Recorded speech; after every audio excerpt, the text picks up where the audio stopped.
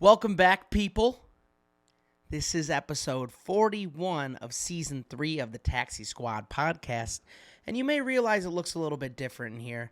That is because Mr. Mike is off with his beautiful bride, and he's not with me today. And I can't expect him to do so, and that's why I'm doing this. So bear with me if you're watching this. You're looking at my lovely lug of a face for the next, 45 to an hour. We'll see how it ends up going, but if you're tuning in, thank you for doing so. Thank you for doing it weekly. I appreciate it, and I'm just going to get right into it. For the strange and unusual this week, I thought, what's better than just recapping the weekend, because goddamn was it a good one. Mike got married out in Arizona, where he now resides, and all the Chicago birds ended up flying over there, which was nice. We ended up moving over to 100-degree weather rather than, what is it today, 40 in the morning, something of that nature. So I'll take it. It was beautiful. Was it a little too hot for my liking? Maybe. I learned a little bit today, or this weekend rather, about how I don't care for the heat, even if it's not, humid or whatever it may be. So I heard that a couple times. People were like, well, at least it's not like 100% humidity or whatever. It's still bad. 100 degrees is 100 degrees. Wedding was beautiful. I had to be an usher, and I just about failed at every aspect of being an usher. I was just having too much fun hanging out with the boy, and I think this was a record of amount of cries that I saw this week from the guy. So, Mike has feelings. I'm happy that he does, and it was a beautiful time. College football, I'm going to get into it, but watching college football from a little cabana next to a pool, I've had worse times in my life. They really did a bang-up job setting it all up for everybody. So cheers to him. Obviously, I've given him all the love and everything that he deserves for that. But, yeah, cabana, college football, all right. We went into the weekend with a little bit of a love because the Bears ended up winning against the Commanders. So you can't complain. The flights never got delayed. I got there on time. Everything was good. My hotel was great. So love the wedding weekend. Congrats again to them if they are listening to this. I suggest that they don't, because this is just going to be a man blabbering, and they don't need to hear my voice during their honeymoon. So I hope they're enjoying it. If you're listening, I love you guys, all of that. And I'm back in Chicago now, and it's hoodie weather. Outside of the t-shirt that I'm wearing right now, it's hoodie weather. And I couldn't be happier that we made it here, because now it finally feels like football season. I know it started a while ago, but it finally feels like football season. So, without further ado, let's get a word from Henson Shaving before we start college football. This part of today's episode is brought to you by none other than our friends at Henson Shaving. If you guys have been listening to the show for a while, you already know that we swear by Henson Shaving. We've been using them for months, and there really isn't a better product out there. The Henson razor puts an end to shaving irritation and cuts while also making your skin feel comfortable and smooth. This razor is made by using CNC machines to aerospace standards. That's right, rocket ships, people. That means it's made to very tight tolerances, meaning that the combination of how securely it's held and how minimally the blade is exposed delivers a smooth and safe shave no other razor can offer. It's literally one blade. Be safe. Please be safe. They're very sharp. You twist on the top and you get to work. It's that easy. You remember the beard bet? You remember me shaving off the whole thing? If you need to watch somebody use it, go on my Instagram and check it out, because it's really that easy. Cost ownership averages $88.20 every 2 years, which is essentially $177 less than normal cartridge razors. They're sustainable. It's precise. It's Henson Shaving. It's got a nice weight to it. It's made out of metal. None of this plastic garbage. So please use the promo code THETAXISQUAD, THETAXISQUAD at checkout, and you'll receive a 100-pack of blades free with the purchase of the razor. So you go on the site, you add the razor that you're looking for, and then you add a 100-pack of razors. You'll get those for free. For most users, this amount of blades will last you 2 to 5 years, depending on how often you shave. So that promo code again is TheTaxiSquad at HensonShaving.com. Go check it out. All right, back to college football. So this weekend was a questionable one for honestly both of us, but especially me. I know I don't want to bury the lead here, so I'll go right into Notre Dame and how brutal that matchup really was. You can't do this and beat good teams. And I think we came to the consensus this weekend that both of our teams are probably not set up to beat the big dogs, and I think that became abundantly clear. We want go into the weekend. Notre Dame is, I believe, 11, and Louisville is 25, something of that nature. This should have been a game that Notre Dame kind of took over and did it, but the offense just wasn't there. They scored 2 touchdowns, 2 field goals. Sam Hartman, 3 interceptions isn't going to do it, man. So they end up dropping to 21 this week. Biggest rusher, 5 carries, 37 yards for Mr. Jeremiah Love. That's not going to do it either. So I don't know. I don't want to punt on the season. You really hope they end up getting to some bowl. Hopefully they get to a bowl, but 5-2 going into week 7 now is not what you want to see, or week 6 or whatever you call it, because of the week 0 that they have. It's just not good. Looking into like next week and how that's going to go, it just became, it takes the wind out of your sails a little bit when your team just puts an absolutely destructive way about it this weekend. So Louisville ends up putting up 26 in the second half and having freaking Mike in my ear like, uh-oh, Vince, you see what's happening? What's wrong with your boys? And the whole time I'm like, they'll get it together. They didn't get it together. That's essentially what happened. Notre Dame, why? Why do you do this to me every year? Why do they always do this? I was surrounded by a couple Notre Dame fans myself, and that at least we can wallow in it together with a couple of pineapple high noons, and that's what I ended up doing that weekend because it was just rough times on Vince Street. But again, wasn't my weekend, so it is what it is, and we move on, and hopefully Notre Dame can win something next year. I think my biggest takeaway as well for this whole Sam Hartman situation is he hasn't really had to prove anything against good teams. And I'm not saying that Louisville's a very good team. Obviously, they're ranked now. They're 14th in the nation. But Sam Hartman at Wake Forest, you're playing some worse teams. Like, how else am I going to put it? You're playing against teams that aren't to the caliber of what Notre Dame expects you to beat. And I think we saw he threw the ball 38 times, 3 interceptions, 2 touchdowns. Especially in college football, it's not going to do it. We all know his age. We all know the situation with that. So he should be a player that you can lean on, and it just didn't end up happening that way. Defense in the second half, just not good. There's just a lot to it, and I don't like to see Jack Plummer going out here and just messing me up. It's Jake Plummer all over again, and I don't need it. So Notre Dame loses that one. They move on next week to 5-2. We'll see how that ends up going. Now, the next matchup that I want to talk about is Oklahoma at Texas. You know what I'm talking about? The Red River, can't say that anymore, Red River rivalry. I know Norman Nate was watching this one, and he has something to be happy about. I really had Texas winning this one every single day since forever. I thought that Texas is one of the best teams in the nation. I still kind of do, but when you're in a situation now where you lose to Oklahoma essentially passes you, I didn't expect Oklahoma to ever be 5 in the nation. That's pretty crazy. I'm happy for them, obviously. I think my biggest takeaway from this is you can't beat Oklahoma if you throw 2 picks, and that's essentially what Quinn Ewers did. Quinn Ewers, going into the season, I'm like, this is a new man. And he has been for all intents and purposes. This is the first loss of the year.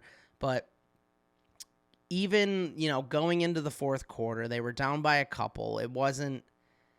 Oklahoma was down by a couple, and Texas kind of made a little comeback at the end there. It just didn't end up working out. Dylan Gabriel, solid game. Dylan Gabriel rushing the ball, extremely good game. He ends up getting a touchdown in the air and touchdown on his feet, which is, if you're Oklahoma, that's all you can ask for. And a big difference with this one, too, is they actually have a defense, which I don't want to bury the lead on the USC thing, but that wasn't really Lincoln Riley's, call of grace was his defense situation. So Oklahoma has a decent defense. Oklahoma has an offense that seems to be humming right now. And again, throw the record books out when you go into this matchup. The Red River rivalry is always going to be a situation where these two teams want to beat up on each other, and that's essentially what happened. 34-30 Oklahoma Welcome to the top 5, Oklahoma. I am jealous, and I hope that they can do something. I don't know if it's going to end up lasting the whole year, but shout out to them for getting there. All right, Alabama, Texas A&M. That game was fun. This is not your father's Nick Saban or Alabama. They did end up winning the game. If you played this game 3 years ago, depending on who the quarterback is, it might be a different situation, whatever it may be.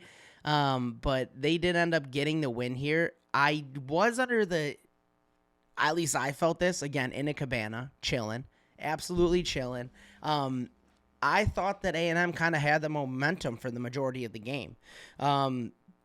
Until the second half, really. When it came in, it really showed that Bama's resilience is still there. They're still coached by the best college coach of all time, probably.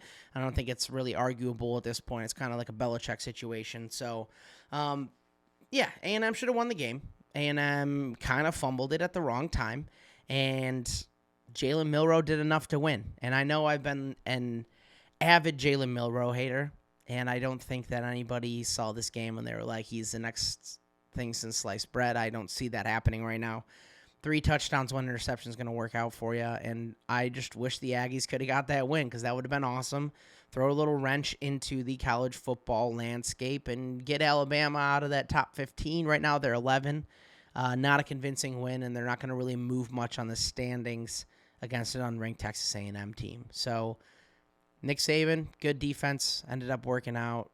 They go out there and score, 16 of their 26 points in the second half.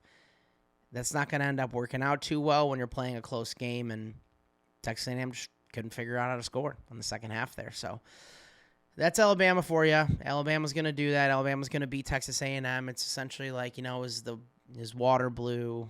Is the sky blue? Is Alabama going to end up winning this game? They did. They always do. That's how it goes. All right, the last one I want to talk about is Arizona USC.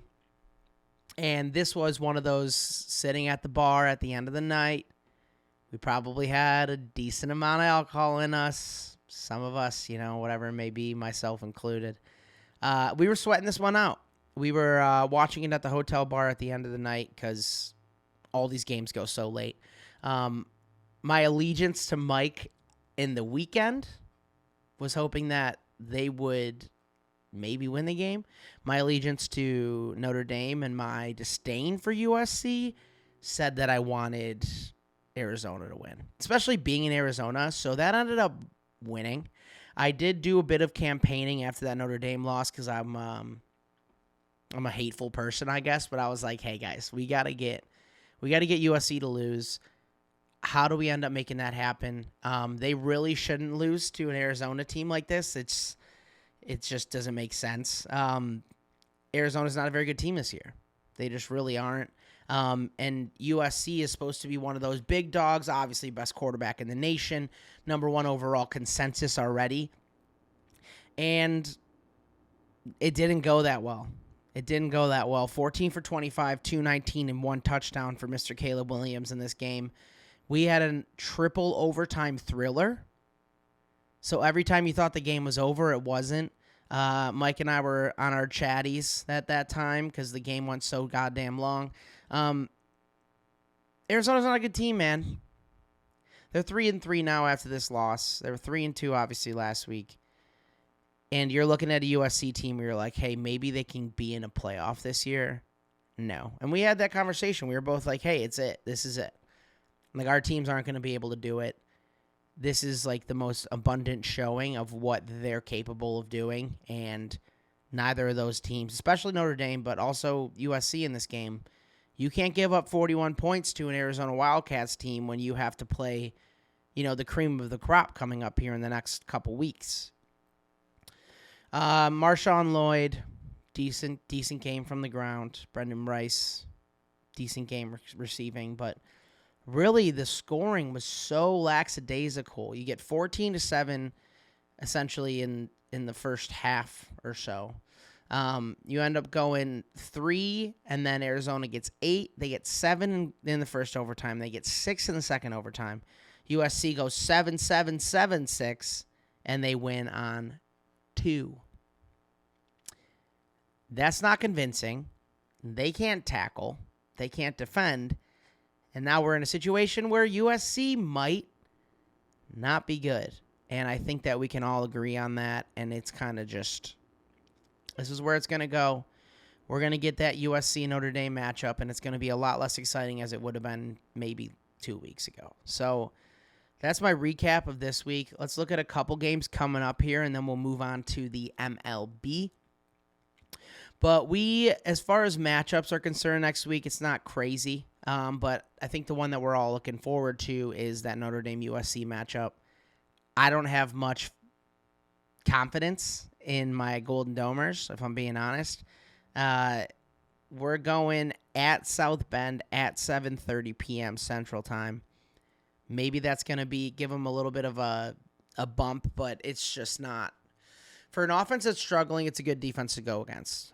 Notre Dame's kind of a defensive captained team, especially with the coach, and I'm hoping that they can kind of keep USC at bay. I do think it's going to be a close game. I do think that the worst possible scenario for USC is obviously to lose to Notre Dame, but USC has more to lose at this point than Notre Dame does. 2 losses on the season for Notre Dame. They're kind of going to phone it in, I assume, for the rest of the season. Like, they're going to win, but they're not going to go that far. Like, not a lot's going to happen.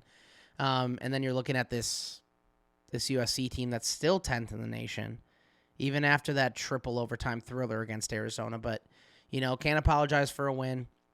But it's just not the way you want to win. So, however this is going to work out, USC is not going to move up in the rankings with a dub. Notre Dame will, but they'll probably end up both being just under top 20. So, I'm looking forward to it.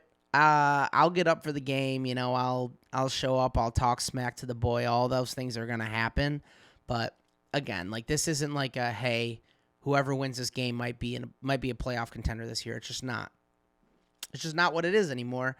And it'll be fun to watch. I'm interested to see how Notre Dame's defense tries to stop Caleb Williams, and I'm interested if they can stop him from or actually make him do what he did last week, because that was good. That was good. I enjoyed him showing a little bit of struggle, because it's like he's been Superman, and every now and then you got to see him, take his suit off and become a real person again. A couple other matchups. If you're looking at Miami versus UNC, Miami dropped a game this week.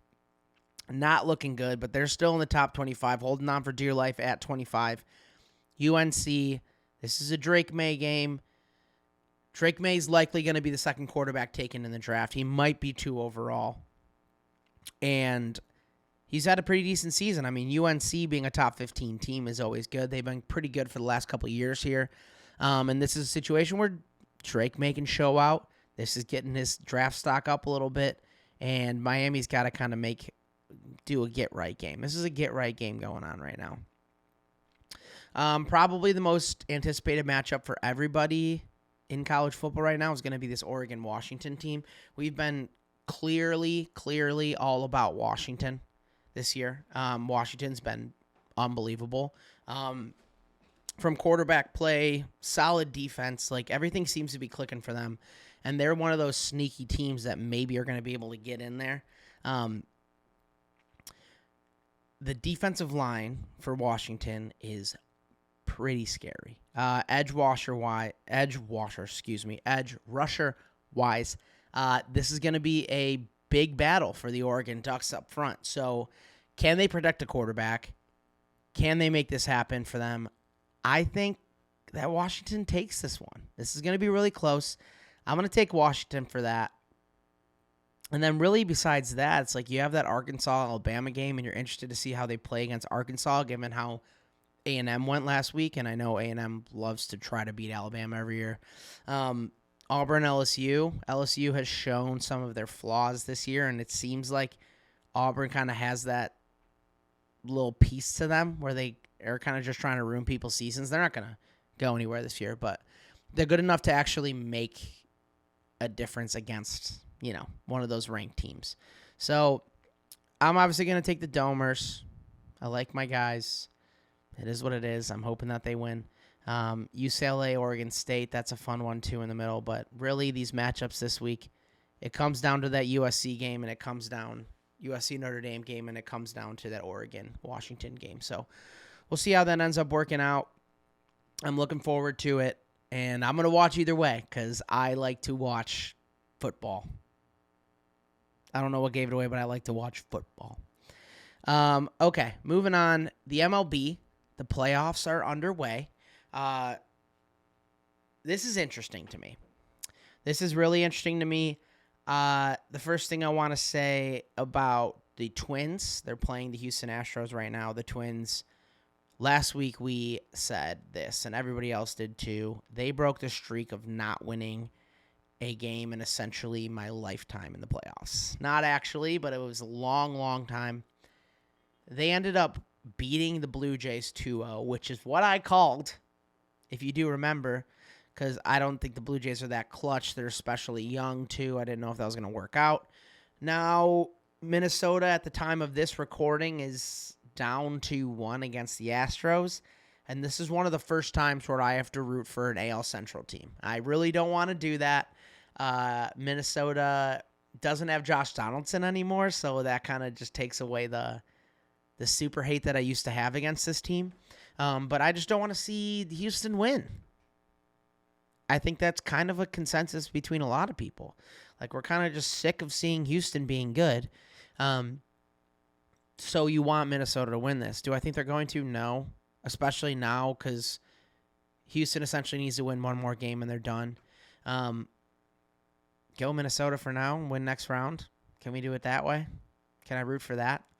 On the other side of the AL, everybody's favorite young team, the best team in the freaking MLB this year, it felt like, at least on the AL side, got swept. I'm talking about the Baltimore Orioles. I'm not surprised that this is the case. We see this a lot in the MLB. They play a really long season, and the Orioles had a really good season. And now they go into the playoffs and they play a team with a couple more veterans. Like, Texas is a good team. Texas made this or signed the contracts that they needed to. The concern going into it was maybe their rotation. But even that, they pick up guys. They got Scherzer on their team. And they go in there and they beat a young team. The rotation on the other end with the Orioles, that was also a concern, maybe a little bit bigger. You have all of your young guns. Like Adley Rutschman's learning from this. You have Gunnar Henderson, who's a dog. You got Jackson Holliday, who's going to come up. Their window obviously isn't closed, and it's not going to be closed for a while here. So I think you got to be happy with this season. But, that's Seager, Simeon, Adolis Garcia, White Sox legend Dane Dunning being on that team as well. They get to an ALCS, and this is one of those things that kind of show if you spend some money in the MLB, it will end up working out. Can that be the only thing you do? No. And again, like the Dodgers only won one, and they won one in the Asterisks season of 2020. I do that in quotes, but Abreu did end up winning an MVP. And I kind of like that he's playing on Houston right now and playing meaningful games, even though I don't like Houston. But yeah, they didn't win one in a full season, so a lot of people are turned off of spending that money. This does make a difference. Like, you bring guys in that know how to win, guys that have won before, specifically Seager, specifically Scherzer. Like, these guys have won World Series before, and it helps. And having guys that go out there and their ice-cold blood in their veins is good, and that's kind of what the Orioles ended up missing out on because they're young. So this isn't any, like, I hate the Orioles thing. I like the Orioles a lot. I think they'll be back next year, and I think they showed a lot this year, but I didn't think it was going to be their year this time, and I've been proven correct, for better or for worse. Moving on to the NL, a team that's similar to the Orioles but doesn't seem to be feeling the heat at all is the Arizona Diamondbacks. This team is awesome. This team's a wild card team. They go in there, they win 2 games against Milwaukee. And then they go in again and they win 2 games off the Dodgers. Milwaukee's been in the playoffs a lot. They don't really do much when they get there, so it didn't surprise me that much. I was in Arizona. There was literally no buzz about them at all. which is kind of sad because this is a fun team. And Corbin Carroll might be the best baseball player of all time. That I know that's kind of like over dramatic, but it's crazy. And then you get the Dodgers with, all of their stars. You get Freeman, who's won one. You get Mookie Betts, who's won a couple. Like, you got guys on that team that know how to win. And they're playing against a young, up-and-coming team. You got Zach Gallen, who's a beast. Like, the Arizona Diamondbacks are nothing to be dealt with, it seems like. They seem like they're ready to go, and they're going to need it. Because on the other side, you have my most enticing matchup right now, and I think everybody's probably in the NL East. You have the Phillies going against the Braves. You have all the star power in the world. You got Bryce Harper on one side. You got Acuna on the other. You got Ozzie Albies. You got Matt Olson, who hit a bajillion home runs this year. You got a lot of guys. You got that whole Atlanta rotation with Strider, and you have, oh my God, why is his name escaping me? The freaking best guy on their rotation. What is going on right now? Hold on. Your boy's got to go to Google because he forgot, and he doesn't have Max Fried. Jesus. Oh, my God. These things happen. Sean Murphy as well. You got all of these guys on this team. The most highly paid guy on the team being Austin Riley as well. And then you got the Phillies, who are fun in the playoffs. You got that whole roster. You got Schwarber hitting like 250 homers this year. 200 batting average, 50 homers this year. I think 42 or something like that. And you have what seems to be the best home field advantage when it comes to Citizens Bank. That Phillies team is fun. And you got Nola. And you got the rest of their goddamn team that's just really good. You got Kimbrel, and you know how I feel about him. We made our feelings very clear about how we feel about Craig Kimbrel on this podcast, but he seems to be playing all right. So this is a fun series. I think the Braves are the best team in the MLB, which is not hard to say because they were for the majority of the season. And I think the Phillies could beat them because that's the Phillies. And I don't know if you guys saw that, but there's a freaking fly in my room, and this is not good. This is not good podcast recording situation when there's a fly flying around. So maybe I'll kill one at some point in this recording. But if I had to be a betting man, I would pick the Braves. If I'm going with my heart, I hope the Phillies end up winning this. Them not winning the World Series last year was a really big heartbreaker for me, but if Houston moves on and if Houston beats Texas, you want the Braves there because the Braves are more talented. And hopefully that's going to be the thing that's going to make the difference. So we'll see how this all ends up turning out. We have a couple games tonight, so everything I said, you got to take it with a grain of salt because maybe the Dodgers end up winning one tonight or something of that nature. So I'm interested to see what ends up going on here. If I was a betting man again, I will take the Atlanta Braves to win the whole thing. What I think the World Series is going to end up being, because I think the Houston's run has to eventually end, I'm going to go Texas versus Atlanta. Atlanta ends up winning the World Series. Okay, the NHL started yesterday for the Chicago Blackhawks, so I went ahead and got some opinions from a friend of ours that we were with this weekend. His name is also Vince. Not me, different Vince. Hockey head Vince. I myself am not a hockey head, except I do have hockey on my head right now if you're watching it. I got a beige and white and black Blackhawks hat on right now. So I asked him, I'm like, hey, the Blackhawks are undefeated this season. They're 1-0. They start off really hard. Everybody's freaking out about Bedard. Bedard didn't score last night. What's going on with that? Is he ever going to score? Is everything over? All of the overreactions for number one pick. And I think we need to temper our expectations, and so does Vince. He says that they're probably going to stink, and that's kind of what we need, and I'm with him. I mean, you got to build a whole team that's going to last for a long time. They need a tank.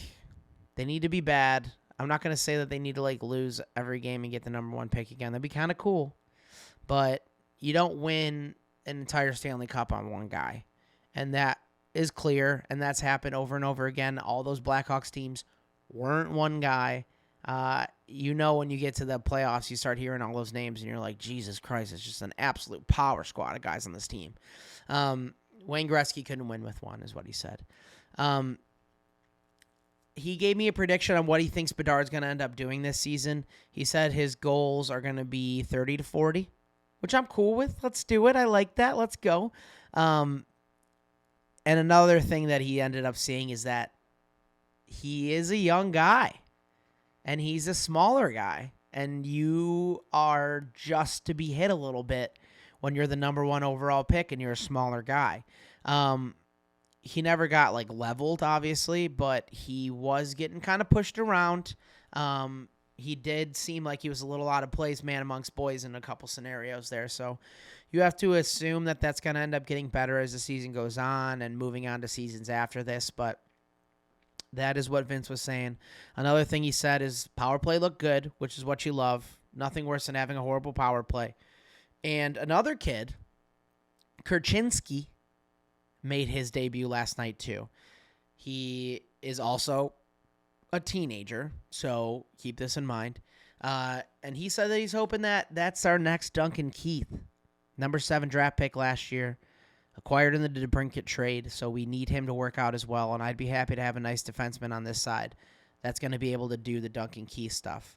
One thing also of note, Conor Bedard against his idol Sidney Crosby, getting smoked in the face.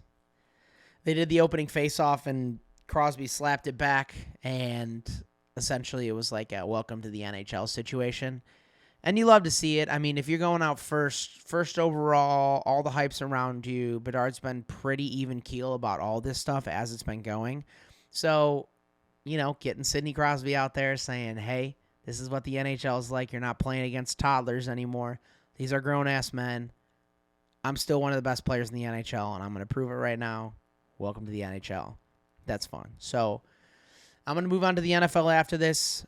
But before we do, let's hear a quick word from our friends at Liquid IV. This portion of today's show is brought to you by Liquid IV. That's right, the hydration brand we've all come to know and love is with ya boys. It's festival, outdoor party, and adventure season, and proper hydration is essential. You don't want to miss out on the summertime activities while they're still here. Liquid IV will help you hydrate and stay in the game. I've been using Liquid IV for a few years, and I found a ton of uses for it.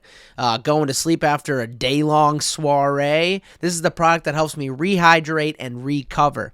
I brought them with me on hikes, long bike rides, vacations, and maybe most importantly, bachelor party weekends. The beauty of it all is that Liquid IV comes in a small, convenient package that you just add to a bottle of water and drink away.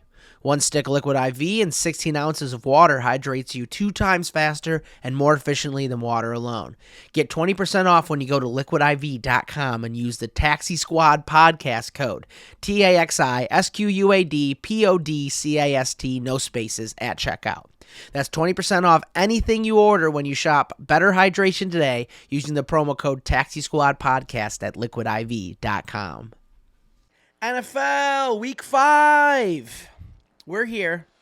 Week 5 has happened, and Week 5 started off great. This is the first time this year that we get to start with a Bears corner, and I regrettably do not have a Bears corner. But I do, a Bears corner roar, rather. But I do want to play this little snippet from our friend Mike right here. So here we go. I would say that I'm feeling fine, drinking wine with the love of my life, aka my wife, on the Cali coast. Life is good. No sport topics on the brain today. You go crush it as you always do, and I'll see you next week. Welcome back, people. All right, I hope he enjoys his wine tasting and his fun times right now on his beautiful, beautiful honeymoon. I am jealous. I had to work this week, and he did not. And that's what happens when you get married. So if anybody wants to get married, you let me know. I'm doing it solely for the honeymoon, but I don't care. I will do that with you. I love you, whoever you are. Now, a little bit of or whatever he does. I don't know. I can't do it. I'm bad at it. The Bears whomped, absolutely schmirked the Commanders. This is a team that we were like, hey, Sam Howell works out a little bit. Maybe it's going to be good if they can get the running game going a little bit. Maybe the Commanders are a playoff team this year. I don't think so anymore. They're down to 2-3 now. It was 40-20. I think we both took the Commanders because we gave up on the Bears, and I think that might be the move for the rest of the year. Just take the Bears take anybody who's playing the Bears against every single week. I already know Mike's picks, and he took the Bears this week, so I'm going to go against the Bears just because I think that might be like a good juju move. So if I get roasted on this next week, just know that I'm doing it for the Bears. I'm doing it for that cause. So just know there's a rhyme or reason to this. Is Justin Fields the guy? If he plays like that, yeah. I mean, he 282, 4 TDs. DJ Moore, 8 receptions, 230 yards, 3 touchdowns. Absolute fantasy juggernaut this week. People with DJ Moore that are like, oh my God, this is brutal. I don't know if I can play him all year. Yeah, you can. If he plays like this is going to work out great. If he's getting you 40-plus points, yeah, take him. The thing I think we can take from this is Sam Howell, yeah, he's an unproven quarterback. He still went 37-4, 51 throws. They were throwing the ball a lot because the Bears got out quick. The Bears ended up scoring 27 in the first quarter, or in the first half, rather, and 13 at the end to win it. There was a tiny little bit in there where I felt, here we go again. This is the same thing as the Broncos game. They get off hot, and then it just ends up going down. The Commanders ended up scoring 14 after the Bears ended up put that 27 in. I'm like, uh-oh, it's getting close here. Bears come out again, score 13, finish the game. I'll take that every time. I don't know if I believe in Eberflus still. Like, I don't think that's really going to be part of my agenda as being an Eberflus fan. His reaction to the end of the game where he kind of went through his checklist is not my type of coaching, but if it works for the boys, it works for the boys. So I'll take it. Excuse me. The Bears, if all things work out, DeMarcus Walker looked good. The defense looked pretty good. If all things work out, I'm cool with it. Khalil Herbert had a really good game. Hopefully that injury isn't too bad. He's not going to be playing this week. It seems like Roschon Johnson might not play as well, which means Deontay Foreman, welcome to the team. Not what I love to see, but that's why you go and pick up all those guys so you have a chance to, start somebody else that has experience in the NFL. In this situation, Deontay Foreman's perfect for it, so it's good. It's good. They win a game. If they can keep doing this, I'll be back in on the guy. I think Justin Fields is still a very talented quarterback. And if the Panthers keep losing, that means we still might get the number 1 overall pick. So we'll see how that goes. This is the most Chicago thing ever. Everybody gives up on Justin Fields, and he comes up and he starts playing again. So we've been hurt. So all the people that are out there like, oh, people were already giving up on Justin Fields. Yeah, dude, because we need to just give up on people quick because we don't want to be hurt again. All right? This is worse than any breakup you'll ever be in as being a Bears fan. So we know how it feels to be hurt. We know that it is a sad existence to be rooting for a team like this usually, but fuck. If they score 40, I'm in, babe. I'm freaking in. So that's Bears Commanders. Shout out to the Bears. Let's see what they can do next week. Moving on, Jaguars at Bills in London. Cheerio, hip hip cheerio in London. This is a home game for the Jaguars for all intents and purposes. The Jaguars have played in London so often. It is kind of ridiculous. I don't want them to move there. I made it clear last time. It doesn't make any damn sense if they move there, but if they win like this in London, the argument might be able to be had. So 25-20, Jaguars win this game. We both took the Bills. We're both wrong on this. Our records this week were not great. Just to recap that so we can all touch on it. I beat Mike again. I beat him again. He's 6-8 this week. I'm 8-6. My biggest takeaway from this one is Trevor Lawrence is good. Trevor Lawrence is really good. And Travis Etienne might be better. crazy to say. Calvin Ridley, also good. This feels like a coming out party for him a little bit after he was suspended for essentially all season last year. So, or not essentially, literally. So this team is good. I think this team is good. I think that they have a chance to win that division if all things go well, especially after that Richardson injury. It might be even more open for them to do it. So good for Trevor Lawrence. Good for Etienne. The Bills go down to 3-2 right now. I'm not that concerned about this loss. If you're going to lose, you might as well lose at 9 a.m. Central Time in London, because a lot of people will forget about it by the time that the other games start playing 3 hours after the start time of this game. So Bills are 3-2. They can run the table the rest of the year, maybe lose one more game and still have a 3-loss season. That's going to do great. And I have breaking news from our NHL correspondent, Mr. Vince. He says he gets his first goal. Shout out Bedard. Hell yeah. I got to answer him right now. I'm just going to tell him I'm recording. And I stopped talking to answer this. He's a dog. Let's effing go. Thank you. That's how I text. That is how I text. Okay, sorry. That was my little text break.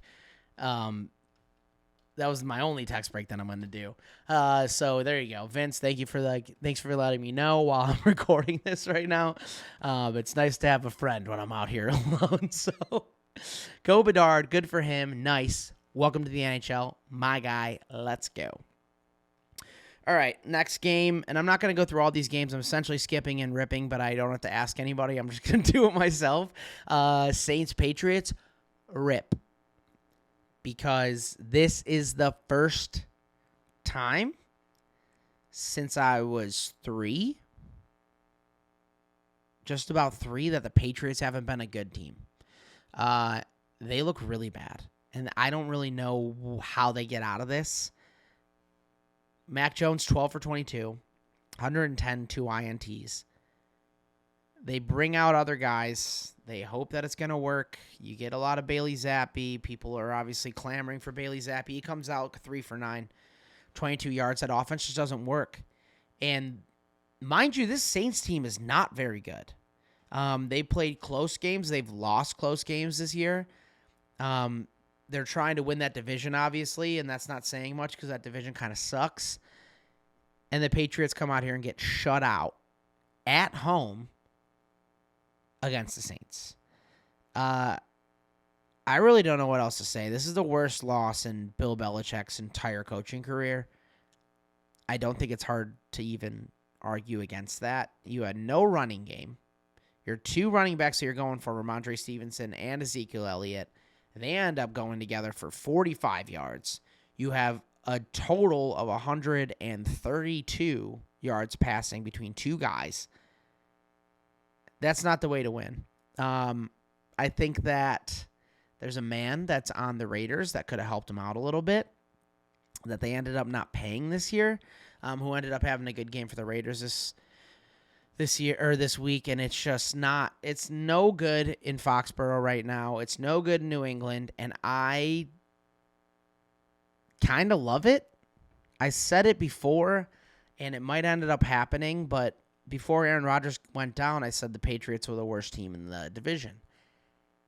And I think even though Aaron Rodgers did go down, they still might be the worst team in the division, which is crazy to say. Because, again, this is the New England Patriots that you expect to go to a Super Bowl or at least the playoffs every single year. This is a completely way different mindset to be if you're a Patriots fan. If you are on the Patriots, near the Patriots, it's not good. They don't have a quarterback. They don't have weapons. Their defense looks shoddy and bad this week. And there really isn't much to say besides that. The Patriots might be bad. Mac Jones is bad. And that's that. And they're the worst team in the division right now. So, go Patriots. Titans at Colts. Quick on this one. The Colts ended up coming back and winning this one. I think that's a very, I would say, good sign. But this is kind of a loss for the Colts overall. Because you lose your guy who's been injured already. This is the 3rd injury he's had this season. Mind you, we're 5 games in. Anthony Richardson is out now for what seems to be 6 to 8 weeks. The line isn't doing him any favors. He's been a lot better than we probably expected him to be coming out of Florida. And now you have Gardner Minshew, who's been serviceable as hell. He's a good backup quarterback. We've learned that a couple times now.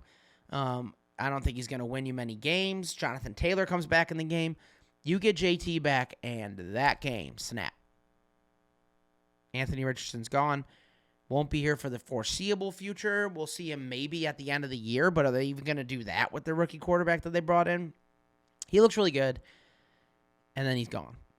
And that's just not what you want, especially a team that wanted to compete for, again, an AFC South that isn't very good. This is a perfect scenario for them to come through and end up doing something, and it just didn't work out.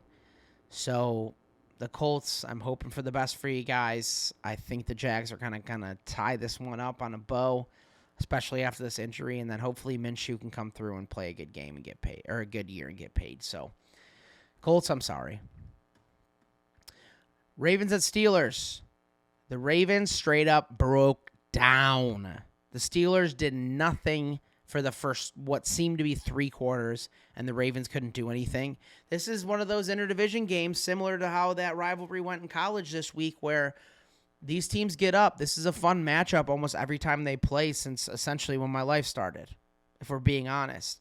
Lamar Jackson wasn't able to get into the touchdown this week. Bad game. He's in all my fantasy leagues, and bad game for him. Kenny Pickett didn't show up until the fourth quarter. That's when he gets one of his touchdowns. Really, the all-star of this whole game is George Pickens, who I've been very clear that I think he's a very good receiver. If all things end up working out well, he's going to have a great year. And Kenny Pickett, I still think he's a good quarterback, but a lot of the buzz about this is like, Kenny Pickett comes around when they need him the most. It's like, yeah, but you want him to show up for the first half of the game. And he didn't. He was 10-3 at half. Pittsburgh ends up coming back at the end of the game. They end up winning by 7. And I don't know. I'm not convinced with either of these teams. I have the Ravens going pretty far this year, and this is not something that you want to see. So, moving on, Panthers at Lions. The Lions are really good, and the Panthers aren't. Bryce Young is really small, and I think the Lions are going to be good for the rest of the season here. They almost already have the North already locked up. So, go Lions. I'm a fan of the Lions this year. Good for you guys. Texans at Falcons. C.J. Stroud still hasn't thrown an interception. Good for him. Moving on. Giants at Dolphins. The Dolphins are really good. The Dolphins playing against teams that they should beat, they beat them. My biggest takeaway is A-Chain is the man.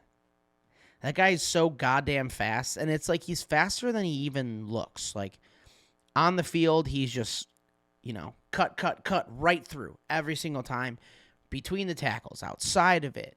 If you're doing a pitch play, if you're running right through the middle, if it's a halfback dive, no matter what it is, A-Chain's running through. He seems faster than anybody I've ever seen, and that's compared to his goddamn teammate, Mr. Tyreek Hill. One stat for you guys, Miami has the 5 fastest plays in the NFL this year. It has A-Chain in it. It has Tyreek Hill in it, and has Raheem Mostert in it. Mostert has 1 of them. Tyreek Hill has 2 of them. A-Chain has the other 2, if I'm not mistaken. So that's a really fast team. It's really fun. I think it's going to work out well for them going for the rest of the year. They're 4-1. They're probably going to win the division. Unless they have a couple bad losses and the Bills come around to it, I think it might be Miami's division to win. All right, moving on. Bengals at Cardinals. Great Joe Burrow game. He definitely seems like he's back. Jamar Chase, this is like a coming out party for 2023. And the Arizona Cardinals are bad. So this is the team that you want to get right with if you have to get right. So they did what they needed to do. They took care of business. They finished it out. Go Bengals. Keep it going in the future.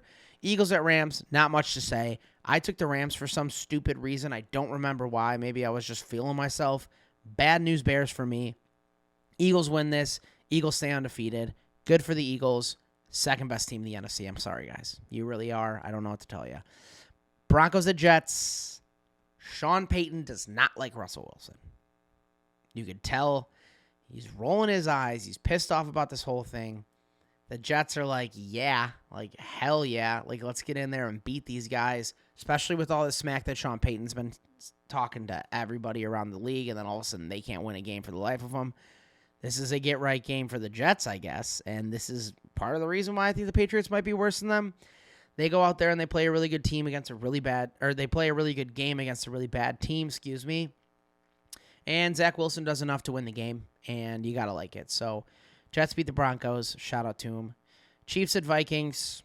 The Vikings are just going to lose every game on 1 point or one score this year. I don't know how to actually tell what's going on with this team. Looks like Justin Jefferson's out for a little bit now, and Kirk Cousins might get traded. There's a lot of talk about that. It's really hard to trade a quarterback mid-season, and then hopefully he does something. That could happen, especially if the Vikings continue to lose like this. And this is one of those, and I think every single sports network, including us, have talked about it. You can't win all of your games by one score and expect the same thing to happen next year. And that's what happened last year. They had a really good year, and they won by one in almost every single game. And now the tides are turning, and they're losing almost every game by one score. So, trouble in Minneapolis, trouble in the Twin Cities. We'll see what ends up happening. Kirk Cousins might be in another uniform by the end of the year. 2 more games. Cowboys at 49ers. This is the best team in the NFC. Brock Purdy's really fucking good. I don't care what anybody says now.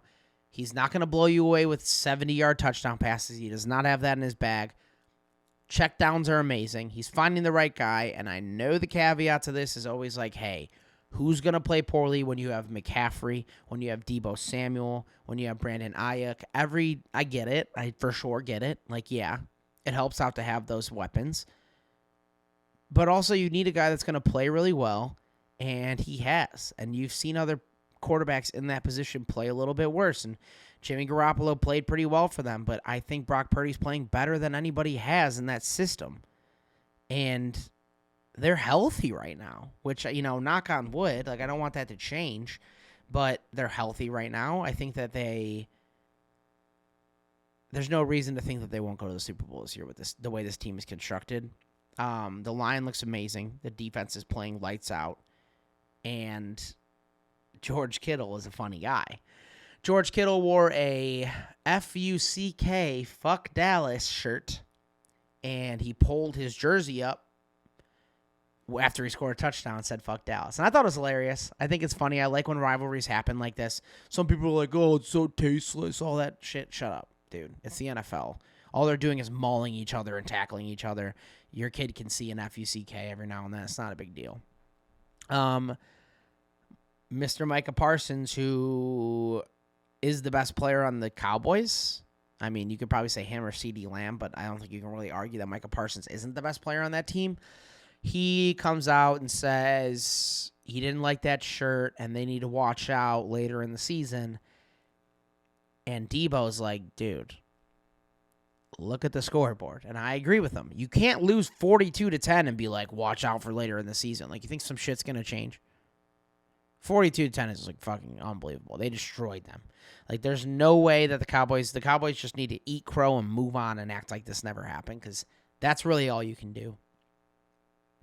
All right, finally, we got Packers at Raiders. And call me a homer and call me a hater, but I don't know if Jordan Love is very good.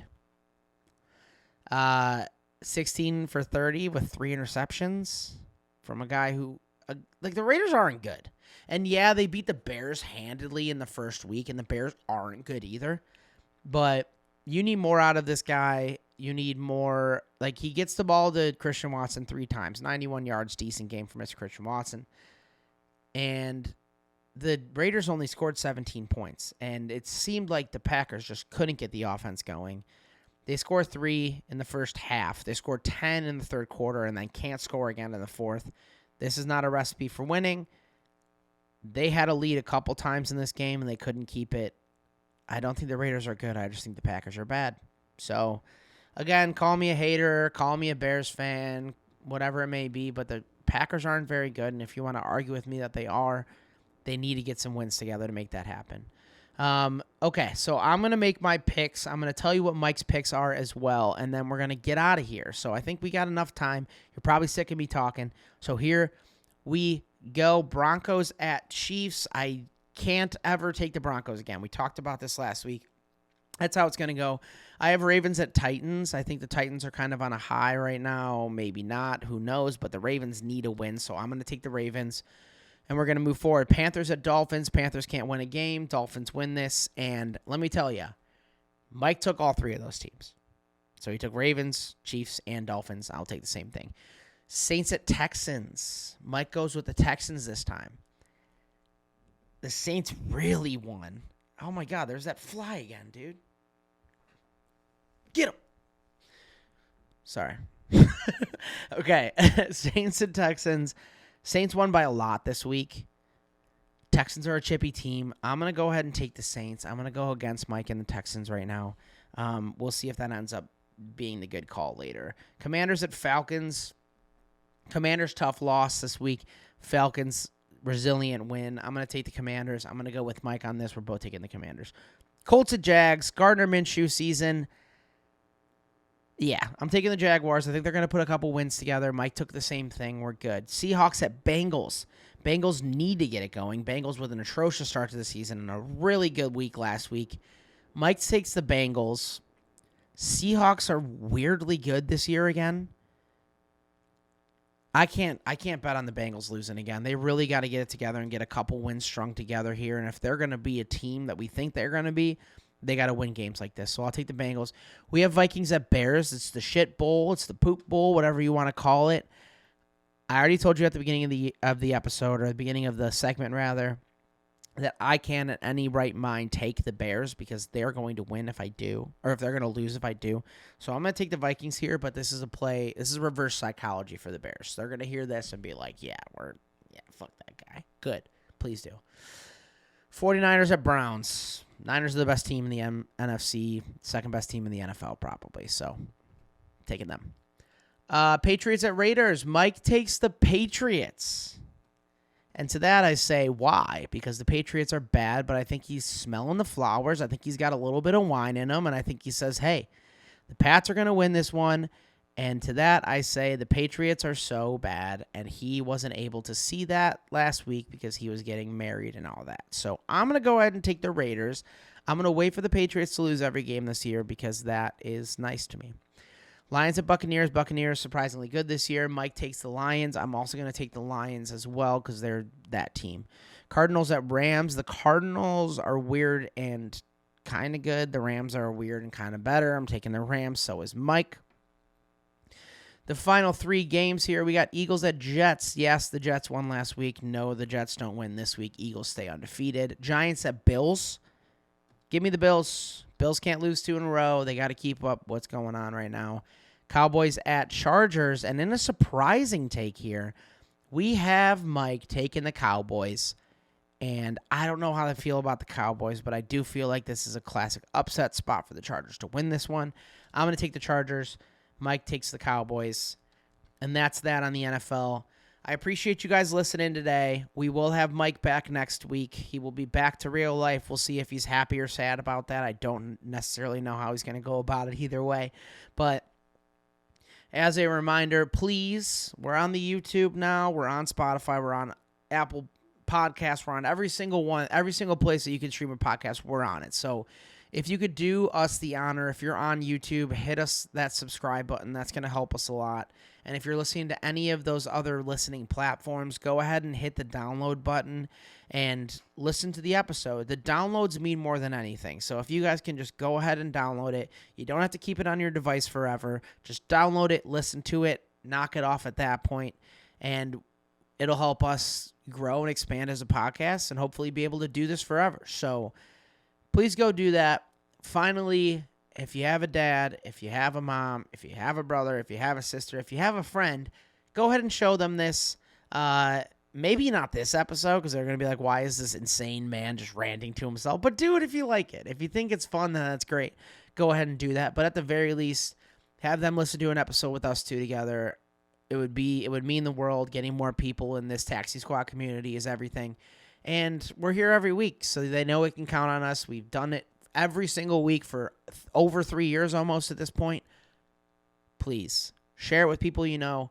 And without further ado, peace.